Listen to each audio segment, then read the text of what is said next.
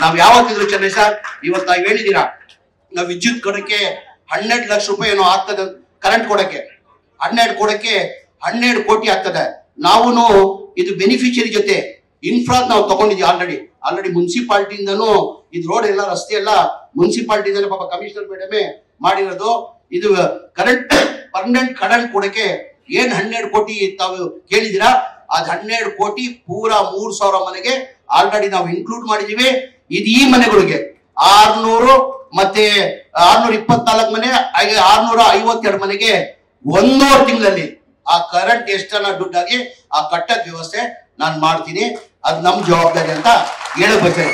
ಅದ್ರ ಜೊತೆ ತಾವ್ ಹೇಳ್ರಿ ಸ್ಲಮ್ಗಳು ಮನೆಗಳದು ಒಂದ್ ಹೇಳಿದ್ರಿ. ತಾವ್ ಯಾವಾಗ ಬರ್ತೀನಿ ನಾನು ನೋಡಿದೀನಿ. ನಾನೇನೋ ನಾವು ಮುಂಚೆ ನಿನ್ ಪರಿಚಯ ಇರ್ಲಿಲ್ಲ, ಕೇಳಿ ಚೆನ್ನೈ ಸರ್.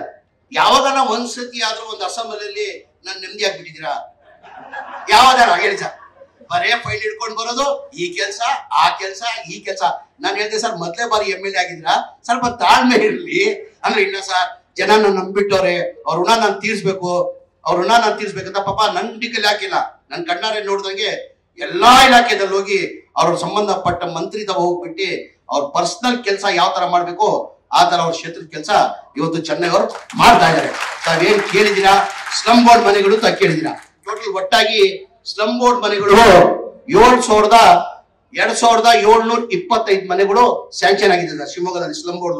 ಆ ತಡ ಆಗದ ಕಾರಣ ಏನಂದ್ರೆ ನಾನು ಹೇಳಿಲ್ಲ, ಇದು ಸ್ಯಾಂಕ್ಷನ್ ಆಗಿರೋದ್ ಮನೆಗಳು 2016-17 ಸ್ಯಾಂಕ್ಷನ್ ಆಗಿದ್ದು. ಸೇಮ್ ಪ್ರಾಬ್ಲಮ್ ಎಲ್ಲಾ ಕಡೆ ಇಡೀ ರಾಜ್ಯದಲ್ಲಿ 1,80,253 ಮನೆಗಳು ಪ್ರಾಬ್ಲಮ್ ಇದು. ಇದು ನಾವೇನ್ ಮಾಡಿದೀವಿ, ಸ್ಟೇಜ್ ವೈಸ್ ಮಾಡ್ಕೊಂಡಿದ್ವಿ. ನಾವು first stage, second stage, third stage ಅಂತ ಮಾಡಿದೀವಿ. ಫಸ್ಟ್ ಸ್ಟೇಜ್ ಅಲ್ಲಿ ಆಲ್ರೆಡಿ 36,789 ಮನೆಗಳು ಆಲ್ರೆಡಿ ಫೆಬ್ರವರಿಯಲ್ಲಿ ಹ್ಯಾಂಡ್ ಓವರ್ ಮಾಡಿದೀವಿ. ಈಗ 41,000 ಮನೆಗಳು ಏನ್ ಈ ತಿಂಗಳಲ್ಲಿ ಕೊಡ್ಬೇಕಾಗಿತ್ತು ಬರೋ ತಿಂಗಳು ಮನೆ ಮುಖ್ಯಮಂತ್ರಿ ಆರೋಗ್ಯ ಸರಿ ಇಲ್ಲದ ಕಾರಣಕ್ಕೆ ಬರೋ ತಿಂಗಳಲ್ಲಿ ನಾವು ಅಸೆಂಬ್ಲಿ ಆದ್ಮೇಲೆ ಕಾರ್ಯಕ್ರಮ ಮಾಡಕ್ಕೆ ಮನೆ ಮುಖ್ಯಮಂತ್ರಿಗಳು ಸೂಚನೆ ಕೊಟ್ಟಿದ್ದಾರೆ.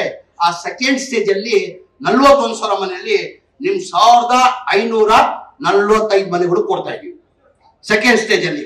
ಅದಕ್ಕೂ ಎಲ್ಲ ಸರ್ಕಾರ ವತಿಯಿಂದ ಹಣ, ಎಲ್ಲ ಸರ್ಕಾರ ಬೆನಿಫಿಷಿಯರಿ 4 ಲಕ್ಷ ಬೆನಿಫಿಷಿಯರಿ ಕಟ್ಟಬೇಕಾಗಿತ್ತು.